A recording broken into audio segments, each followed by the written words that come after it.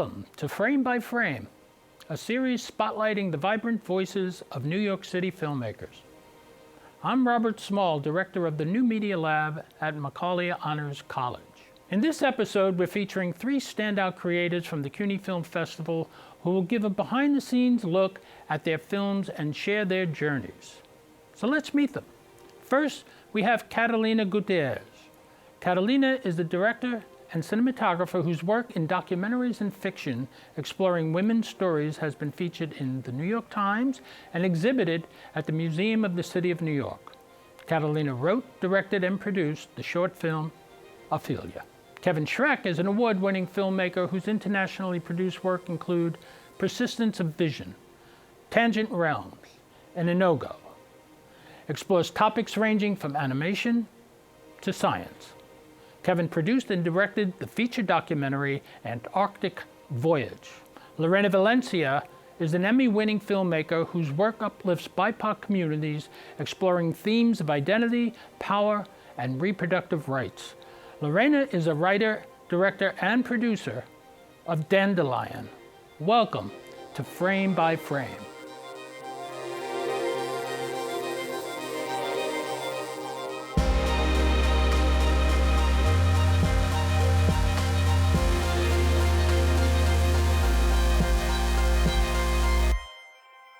Welcome everyone. It's such a pleasure to have you here on Frame by Frame. We're really eager to learn about your films, so let's get into it. Katalina, can you tell us a little bit about the film that we're going to be seeing today? Yeah, Ophelia is the film that tells the story of two women from different time periods who become intertwined through a painting inspired by Shakespeare's Hamlet. In the film, For the film, I create a painting that serves as a portal to connect both of the women, and it reflects on the portrayals of women in Western classical literature. Well, a lot of your work is about women's representation. This particular film focuses on gender representation specifically. Can you tell us more about that? When I was thinking about creating this film, I was reading different essays from feminist writers, and one of the most important pieces was by Eleanor Showalter, and is a reflection on the role of these archetypes. In the case of Ophelia, she is one of the most mentioned heroines from Shakespeare. However, we know very little about who she was. She only appears in 5 of the 20 scenes, and it raises this question about how women have been silenced and seen in places or through images like paintings where they don't have any power. So the film tried of seeing this through a different lens by giving agency to Ophelia in this story. The painting you used, did you create that? I did create it. It was also inspired by painter Odilon Redon, who is a symbolist painter, but my representation had lots of blues and hues that somehow connect the image with the landscape where we were going to see Ophelia walking and blending in the forest. A male character in the film, which I was surprised to see how you introduced. Could you tell us about the male character's representation in Ophelia? Gregory is an art historian. He actually specializes in Elizabethan art. So during the film, we realized that a woman has been murdered, and an investigation started to take place. When the investigation begins, we realize that the woman's body has been arranged in a way that is very similar to a famous painting by John Evermillier of Ophelia. So the flowers and the white dress. So that's why Gregory comes as an authority, as a figure of somebody who has the title to analyze the files, to have access to the archives. The autopsy is also a commentary in how women's bodies are under surveillance, and male structures have the power to determine what happened to these women, even at the cost of their lives. Well, the way you did it, I mean, it was really terrific and beautiful, absolutely beautiful. Can you talk a little bit about the visual style, how you achieved some of those dreamy moments, and how you worked on location? Because it was really compelling and made the film very special, I believe. Thank you. We actually look for locations early on in the process for the dream scenes, and I was also very interested in the tradition of ghost stories, Japanese tales, and how they have these ghost realms. So for my film, I was hoping to create that kind of space in between the ghost and the people who are living in the house. And so the painting serves as a portal, but also the light. I thought a lot about Vermeer's paintings and the blues and all this type of transparency that reflects through the windows when she's sleeping, for instance, and we see her sleeping. It's a kind of world that sometimes feels like very tangible, but then it blends. And we know isn't that real anymore. Well, it was really terrific to watch. I will say that the scenes in the water, in the bathtub, and the mood you created, and also the audio, the sound, I thought was really compelling. So it was really a great film. Let's take a look at a clip from Ophelia.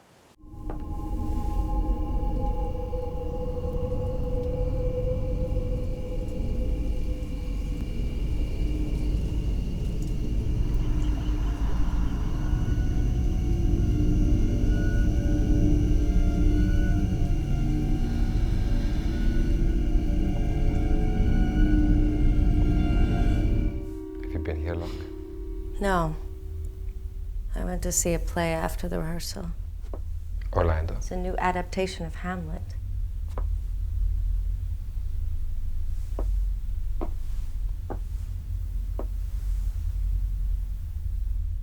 The audience could see Ophelia, but she was invisible to Hamlet.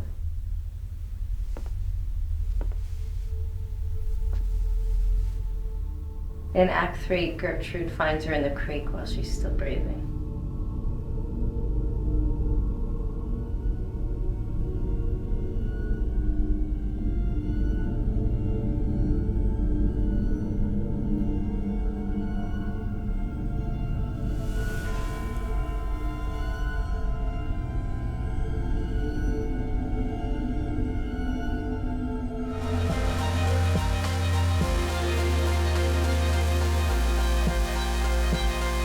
That is fantastic. Wonderful film. Thank you. Kevin, your film is really a captivating nature documentary, but it's more than that. Could you tell us a little bit about Antarctic Voyage?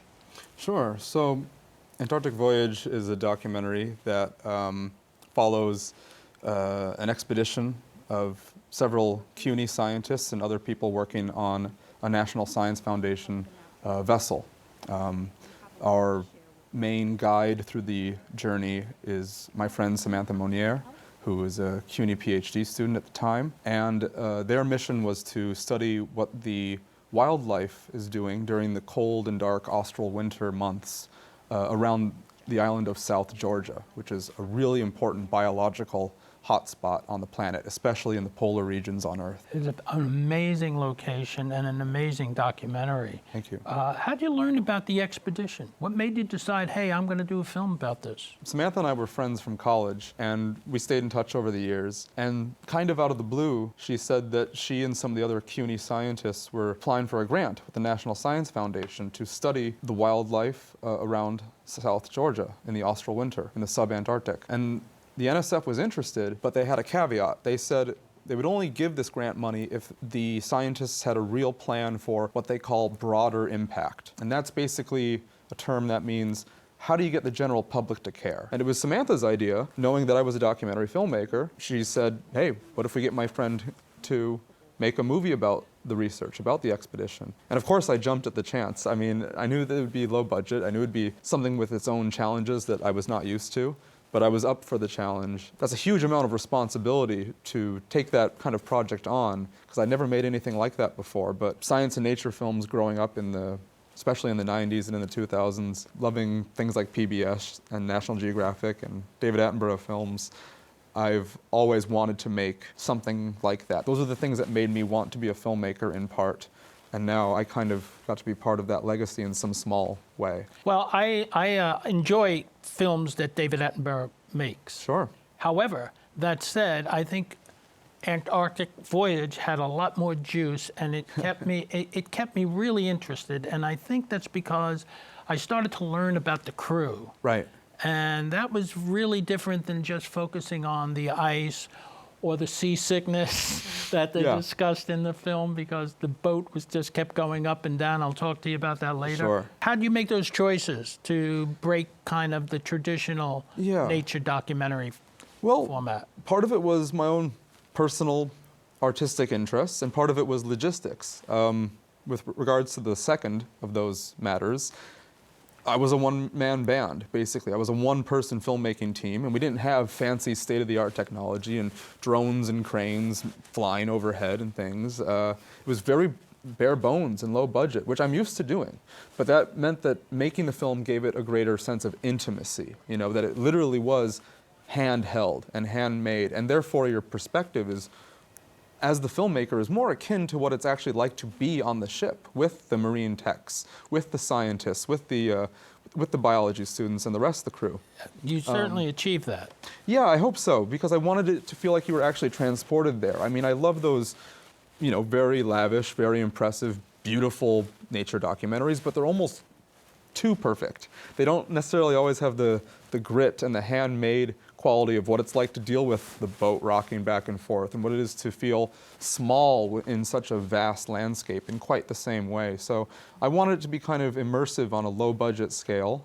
Well, when aesthetic value, when you showed the one bird that you referred to as having up to a 12-foot wingspan. Right, the wandering albatross. Oh, wow. Could you imagine? Well, let's take a look at Antarctic Voyage. Despite the fact that we are in July, about a week ago, Chet, one of the Marine techs, said, "Hey, how do you feel about Christmas?" And he asked the different ASC employees, and we all said, "Well, we feel good about Christmas." And he said, "All right, we're having Christmas." Sometimes when you're at sea a while, you want to do something fun to spice it up. Boats are known for doing lots of fun little festive, quirky things, and one of the beautiful things about these Antarctic boats, there's some odd people, and we all love to just come up with goofy things to do to just keep us busy and kind of kill time, but also to keep our spirits up.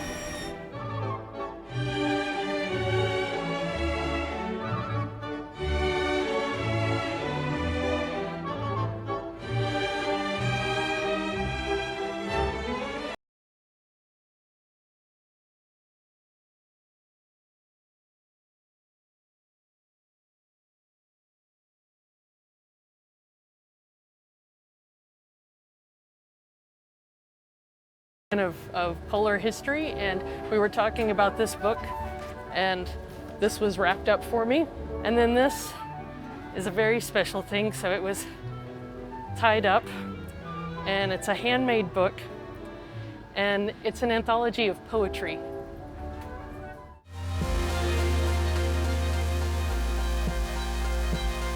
Lorena, could you please tell us what your film is about? Dandelion is about two friends in Mexico who are looking for home remedies to stop a pregnancy. It's a beautiful film. It's deeply moving.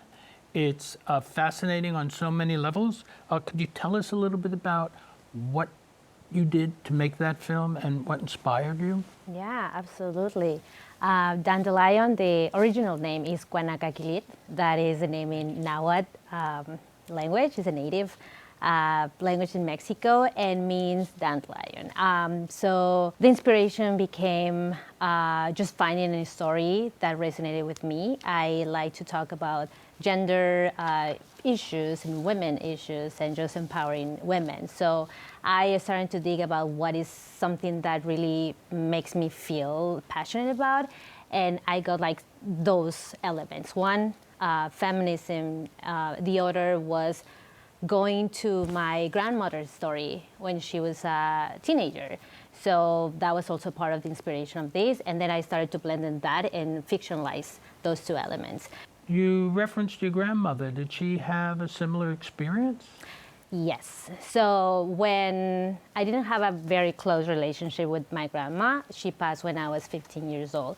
And so I remember that when I was a child, she wasn't very warm with me. You know, when you're a child, you don't understand a lot of things. And now that I look back, she had 17 pregnancies and she ended up with 9 daughters and boys. And then I started to dig more about it, and it's like, yeah, I mean, like if you have hard past, of course, something in yourself is going to change, right? Like you're not going to see the life as something amazing, beautiful, if you have some kind of experiences. So I started digging more about her story, and I asked my mom and my aunties and all the family about her story.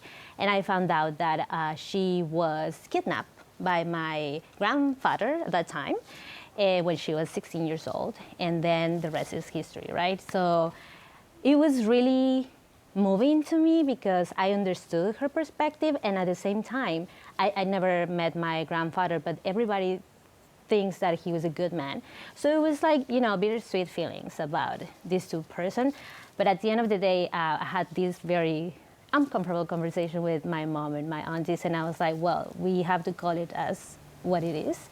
It's kidnapping, it's raping, and it's an issue that we still live in, right? So that's why I took that story as an inspiration. And then, of course, I bring a lot of layers to fictionalize. Well, it's fascinating. It's a really beautiful film. Let's take a look at a clip from Dandelion.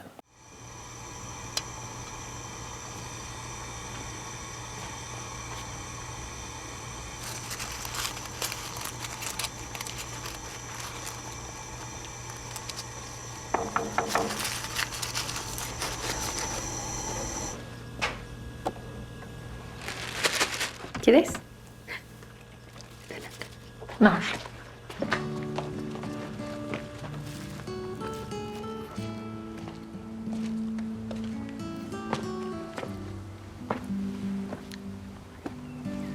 Gracias.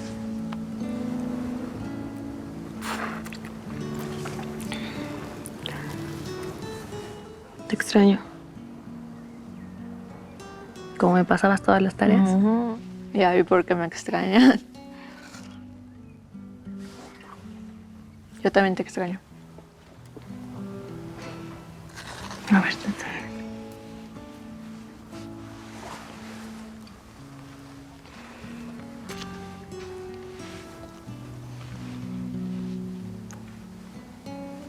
¿Te tomaste el té?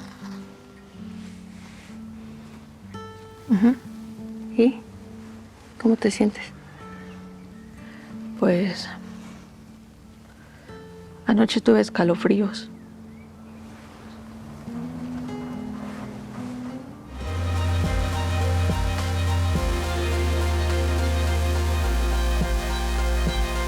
Well, all of your films were selections of the CUNY Film Festival at Macaulay Honors College. So thank you very much.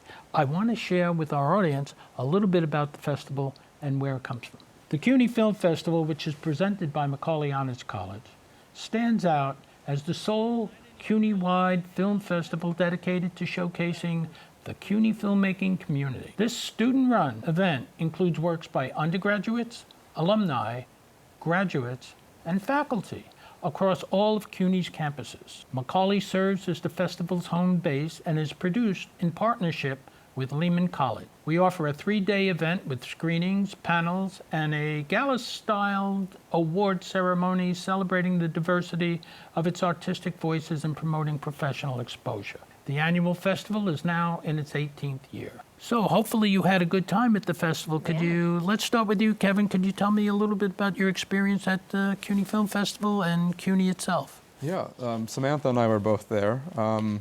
And I love how it had such a kind of a party atmosphere in a very genuine, down-to-earth way, like almost a pizza party kind of atmosphere. But even more importantly than, the cuisine and the conversations was, I really enjoyed the sense of camaraderie and inclusivity that was there.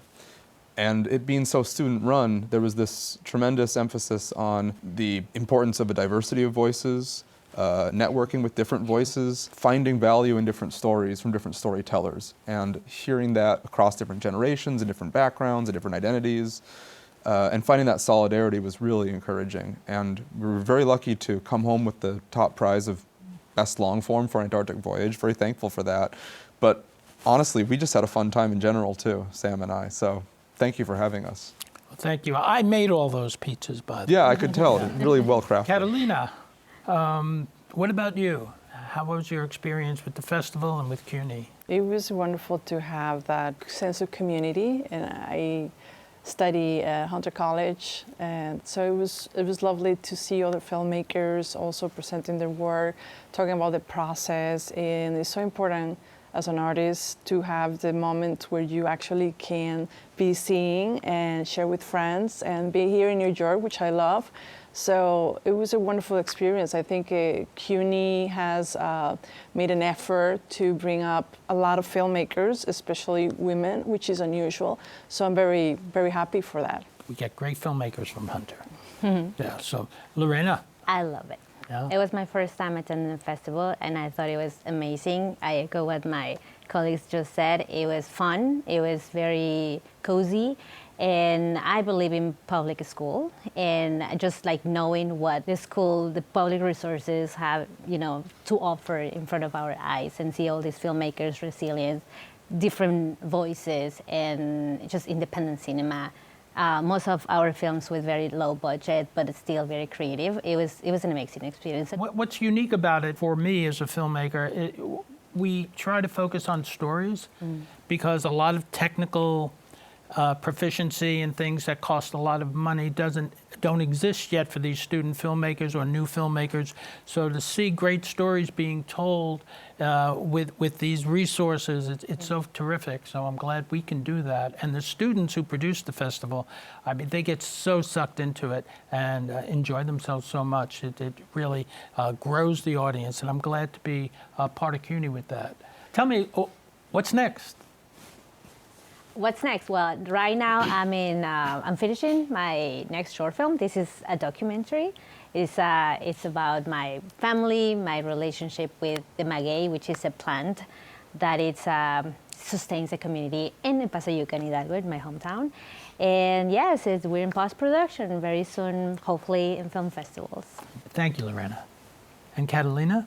What's next for you? Well, I have been working on an experimental film about the life of an Argentinian poet who is very famous in Latin America during the 70s and 80s. However, she dies very young, so we didn't have the opportunity to learn enough about her, especially internationally for no Spanish speakers.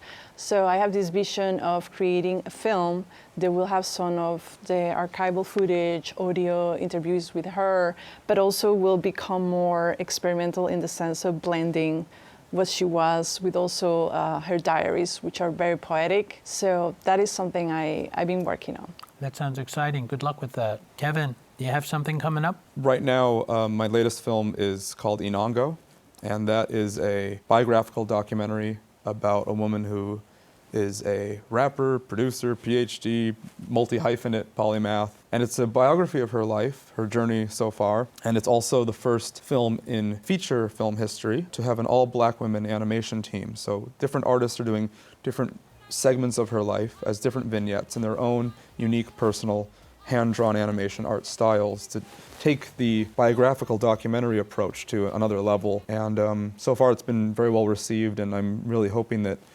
people connect with this piece. It means a lot to me, and it's a long time coming. So I'm excited to share Inongo with people around the world. And there are a few other projects up my sleeves that I can't yet announce. Well, that sounds great. Thank you. Do you have any advice for up-and-coming filmmakers? Well, one thing I would say is, and this is useful at any level, is network. And I don't mean that in some sort of tacky, schmoozing kind of way where it's like, well, I'll scratch your back if you scratch mine. Network as in find your base. Find your people. Find people who have values that you share. Find people that want you to succeed, that are rooting for you, and that you want to see them succeed too. It's a very competitive landscape, and I think it's so important to have a diversity of voices and plurality of voices and talents. Yeah. And filmmaking is collaborative. You know, yes, you sometimes can make at the end of the world on a ship in the Antarctic be a one-person band, but sometimes you need more people and more talent and more variety for all of the multifaceted components that make cinema. I think that's why spaces like the CUNY Film Festival are so valuable, is because it's a chance to meet people and stay in touch and make something beautiful together. Thank you. Yes, that's great. How about you? Do you have any advice for the up-and-coming filmmakers? What it comes to mind is this simplifying at the beginning of the making of a story to see really the locations that you will have access to and the people that are going to be working with you. So imagine a big production, if you have a crew of 2, will be complicated unless you have a star like Kevin on your team. So I think it will be good to plan accordingly and say, well, realistically, I'm going to have 3 cameras, X amount of tripods or no tripods, and we cannot block streets, but we want to this shot. So make sure that you have the things that you want to create, you have access to those spaces before you start to be so invested in a script that you can't afford to make, and then you suffer for it. So I think I wanted to make period films, for instance, and it's very expensive. So I have to adjust and make films that look like of time, but not exactly period. Well, that's great advice. Be realistic in what's achievable. You know, just dreaming is a good part of it, but you have to be able to do it. And tell me, what do you think we should share with new filmmakers? I think, you know, it's just like be humble, but be a leader. And most importantly, I think be vulnerable, be sensitive, follow your gut, and just be human. I think that's most, like, we make cinema because we want to share human stories, Right. and be able to feel. Thank you all. It looks like our time has come to a close, and I want to thank all my guests. I hope you enjoyed this fascinating discussion as well. You can catch their films and many others from the CUNY Film Festival at Macaulay Honors College on Frame by Frame on CUNY TV's YouTube channel and the CUNY TV app. Also, please look out for Frame by Frame's Filmmaker of the Month series, also on CUNY TV's YouTube channel. Enjoy watching.